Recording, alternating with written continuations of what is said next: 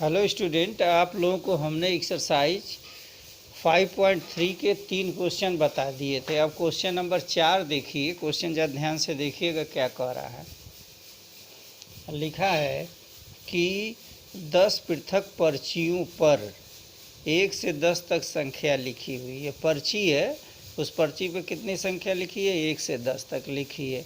एक पर्ची की एक संख्या उन्हें एक बॉक्स में रख कर अच्छी प्रकार से मिला लिया गया है।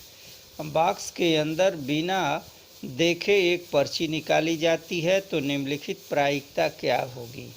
जैसे 1 से 10 तक पर्ची रख दिया गया है किसी बॉक्स में, उसमें से निकाला गया। पहला क्या कह रहा है? एक संख्या 6 प्राप्त होती है। आई बात समझ में? पहला को पहले में क्या लिखेंगे? यहाँ देखिए, एक संख्या पहला, चौथे का पहला क्या लिखना है? संख्या 6 प्राप्त करना। मतलब क्या हो गया? इसका प्रतिदर्श समष्टि या इसकी संख्या क्या हो जाएगी? 6 हो गई। सिर्फ एक संख्या हो गई। आई बात समझ में? पहले नंबर का। और संख्या क्या लिखा हुआ है उस पर? अगर मान लिए हम यस इक्वल टू मान लेते हैं तो लिखा है 1 2 3 4 5 6 7 8 9 10, इतनी संख्या लिखी हुई है। उसमें से पहला 6 प्राप्त किया तो देखिए यहाँ 6 प्राप्त हो गया। नंबर दूसरा क्या लिखा हुआ है? 6 से छोटी संख्या, 6 से छोटी एक संख्या प्राप्त होती है। 6 से छोटी संख्या क्या होगी? 6 से छोटी संख्या, तो 6 से छोटी संख्या होगी 6 से छोटी एक संख्या इक्वल टू क्या होगा? देखिए 1 2 3 4 5 हो गया। देखिए 6 से छोटी होगी। और नंबर तीसरा क्या कह रहा है? तीसरा कह रहा है 6 से बड़ी एक संख्या प्राप्त होती है। 6 से बड़ी एक संख्या प्राप्त होती है। 6 से बड़ी क्या होगी? 7 6 8 9 10। आई बात समझ में? देखिए 6 7 8 9 10 होगा। और नंबर 4 क्या है? नंबर 4 है एक अंक की एक संख्या। एक नहीं, एक अंक की। तो एक अंक की कितनी संख्या होगी? ये देखिए, एक अंक की एक संख्या बराबर कितना होगा? देखिए 1 2 3 4 5 6 7 8 9। ये देखिए सब क्या है? एक संख्या है। आई बात समझ में? तो प्रायिकता हमको ज्ञात करना है। संख्या 6 प्राप्त करने की प्रायिकता, 6 से छोटी संख्या प्राप्त करने की प्रायिकता, 6 से बड़ी एक संख्या प्राप्त करने की प्रायिकता, और एक अंक की एक संख्या की प्रायिकता। तो कुल संख्या कितना है? तो देखिए प्रायिकता, यह देखिए प्रायिकता PE बराबर लिखते हैं NE अपान NS। ये फार्मूला याद रखना है, PE बराबर NE अपान NS। मतलब क्या है? कल एक फार्मूला बताया था। अब देखिए यहाँ लिखे घटना के बनाने वाले परिणामों की संख्या बटे प्रयोग के परिणामों की कुल संख्या। तो NS कुल संख्या है, ये NE है। तब बताइए इसकी प्रायिकता क्या होगी? हम आगे लिख दे रहे हैं, इम्प्लाइज दैट, या संख्या 6 प्राप्त करने की प्रायिकता इक्वल टू 6 कितनी संख्या है? एक संख्या है। एक कुल संख्या कितना है? यहाँ देखिए कुल संख्या 10 है। तो 1/10 हो गया। इसी तरह से 6 से छोटी एक संख्या की प्रायिकता क्या हो जाएगी? इसकी प्रायिकता होगी, अब देखिए हम यहाँ लिख दे रहे हैं, यहाँ 6 से छोटी एक संख्या की प्रायिकता, ये है दूसरा नंबर। 6 से छोटी कितनी संख्या है? 1 2 3 4 5 है, तो क्या लिखेंगे? 5/10 = 1/2 हो गया। ठीक है। नंबर तीसरा क्या कह रहा है? 6 से बड़ी एक संख्या की प्रायिकता, 6 से बड़ी एक संख्या की प्रायिकता = 6 से बड़ी कितनी संख्या है वो? ये देखिए, ये भी 5 है, तो क्या लिखेंगे? 5/10। इसको भी क्या कर दे, कट कर देंगे तो क्या हो जाएगा? ये हो गया।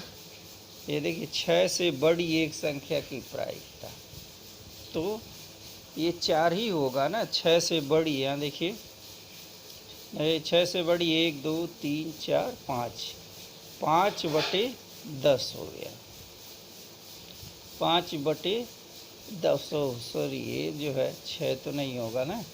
यहाँ देखिए 7 8 9 10, तो ये 4 होगा। ये हुआ 4/10।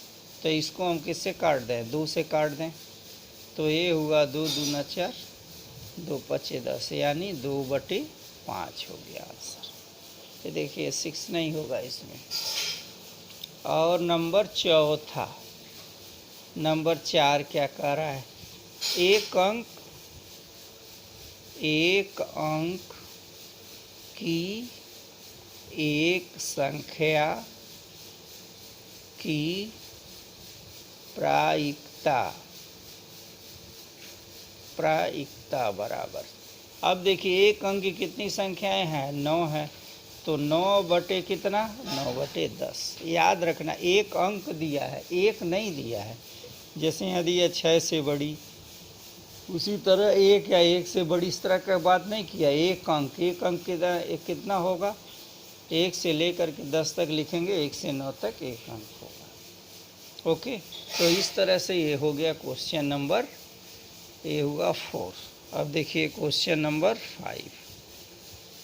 तो ये प्रायिकता एक ही परिभाषा है, उसको याद कर लीजिए। किसी घटना की प्रायिकता घटना को बनाने वाले परिणामों की संख्या बटे प्रयोग के परिणामों की कुल संख्या। ये हो गया क्वेश्चन नंबर 4। अब क्वेश्चन नंबर 5 देखिए क्या कह रहा है। यदि आपके पास 3 हरे त्रिज्या खंड, एक नीला त्रिज्या खंड और एक लाल त्रिज्या खंड वाला एक घूमने वाला पहिया है, आई बात समझ में? तो एक हरा त्रिज्या खंड प्राप्त करने की प्रायिकता, तो दूसरा क्या है?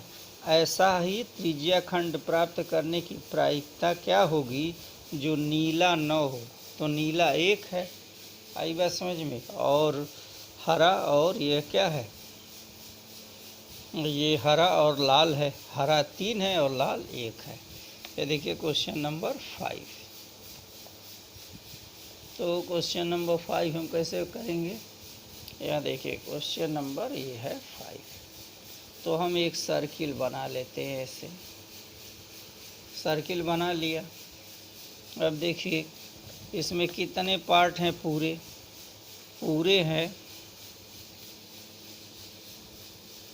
हरे त्रिज्य खंड, हरे त्रिज्य खंड 3 है और नीला त्रिज्य खंड 1 और लाल त्रिज्य खंड कितना है? ये भी 1 है। तो कुल कितने त्रिज्य खंड हो गए? कुल त्रिज्य खंड, कुल त्रिज्य खंड = 5 हो गया। ओके, तो ये देखिए आप बना लीजिए, कोई माप तो दिया नहीं है। यह देखिए यह हो गया, यह हो गया हरा, ये भी हरा, ये भी हरा हो गया त्रिज्य खंड। उसके बाद यह हो गया नीला और यह हो गया लाल त्रिज्य खंड। तो कुल त्रिज्य खंड कितने हैं? 5 हैं। तो कह रहा है हरा त्रिज्य खंड की प्रायिकता क्या होगी? तो लिखेंगे हरा त्रिज्य खंड की प्रायिकता इक्वल टू, प्रायिकता को बता दे रहे हैं क्या लिखना है, घटना को बनाने वाले परिणामों की संख्या बटे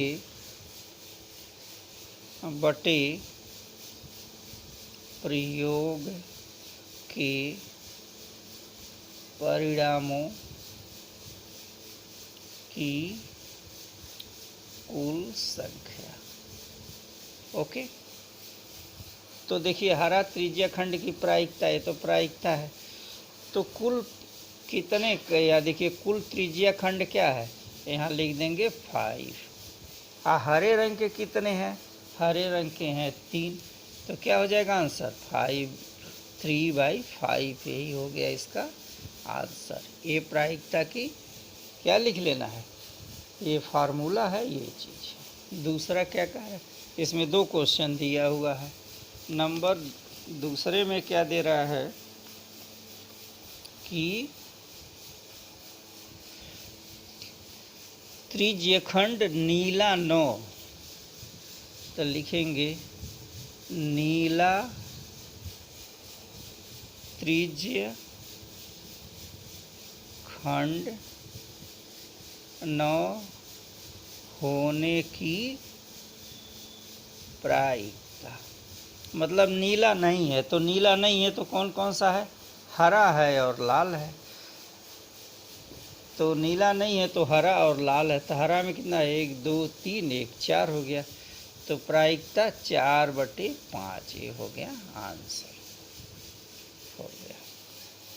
तो इस तरह से एक क्वेश्चन हमने छोड़ दिया है, क्वेश्चन नंबर 6 आप जो है उसको करेंगे। ये प्रश्न नंबर 2 के घटना की प्रायिकता है। प्रश्न नंबर 2 देखिए क्या लिखा है, एक पासे को फेंक रहे हैं तो एक अभाज्य संख्या, तो ये अभाज्य संख्या कितनी होगी इसी में देख लीजिए, बता दे रहे हैं। अभाज्य संख्या कितनी होगी? पासा फेंकते हैं तो यस बराबर क्या लिखते हैं, यस = 1 2 3। या देख लीजिए क्वेश्चन क्या छोड़ें। चलो भाई ये क्वेश्चन और देख लो।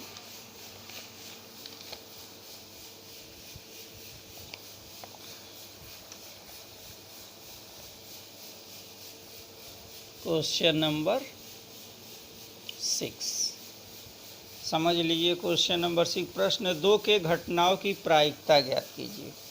तो प्रश्न नंबर जो 2 दिया है उसी घटना की प्रायिकता ज्ञात कीजिए।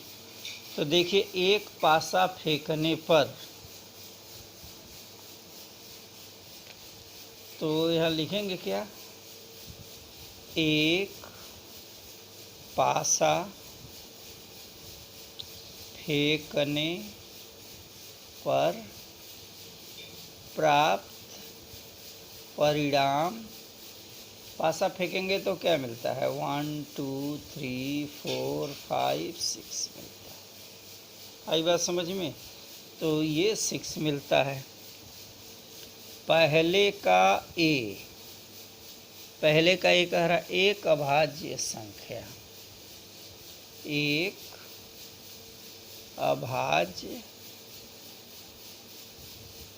अभाज्य संख्या।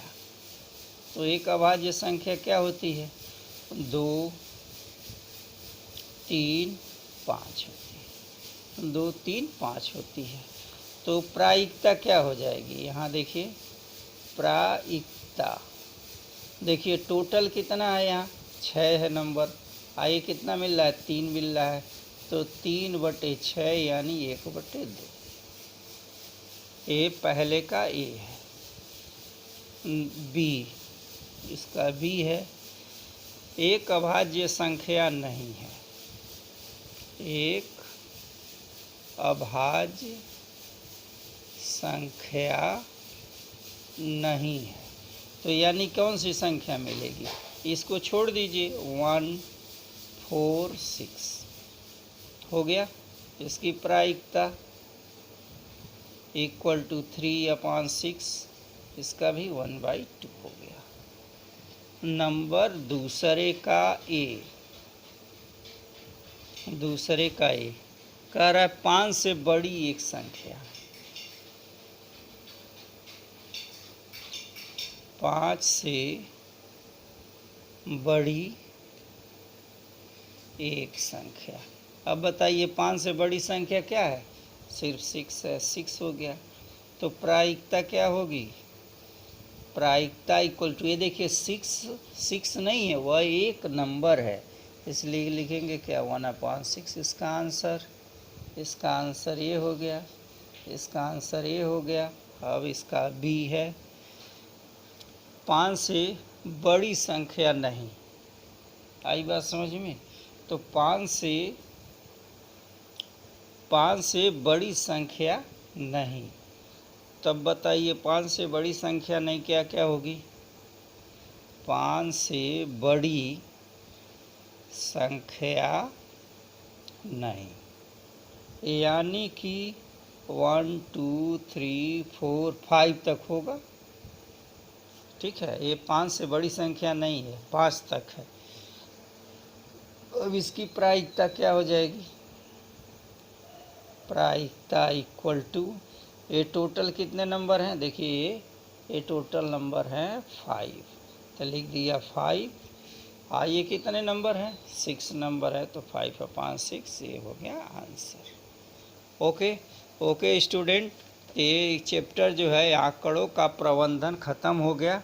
अब इसमें आपने क्या पढ़ा है, पहला बार ग्राफ है, फिर जो है आयत चित्र बढ़ाया गया है, फिर जो है आयत चित्र के बाद क्या पढ़ाया गया, आयत चित्र के बाद से इधर प्रायिकता और ये चीज़ 2 दिए हैं, और क्वेश्चन नंबर 5.2 में जो है वो पाई ग्राफ पढ़ाया गया है। ठीक है, तो पाई ग्राफ पढ़ा और इधर पढ़ा, फिर से आप एक बार इसको पढ़ लीजिए। ये सारे क्वेश्चन हमने बताया है, सॉल्व करने की कोशिश किया है, जितना आप अच्छे से पढ़ लें सब सही है। देखिए बार ग्राफ, पाई ग्राफ और क्या है, आयत चित्र। ठीक है, तो इस तरह से यह चैप्टर ख़त्म हो गया। आप लोग कल से रत्नेश सर पढ़ाएंगे। Okay student, thank you.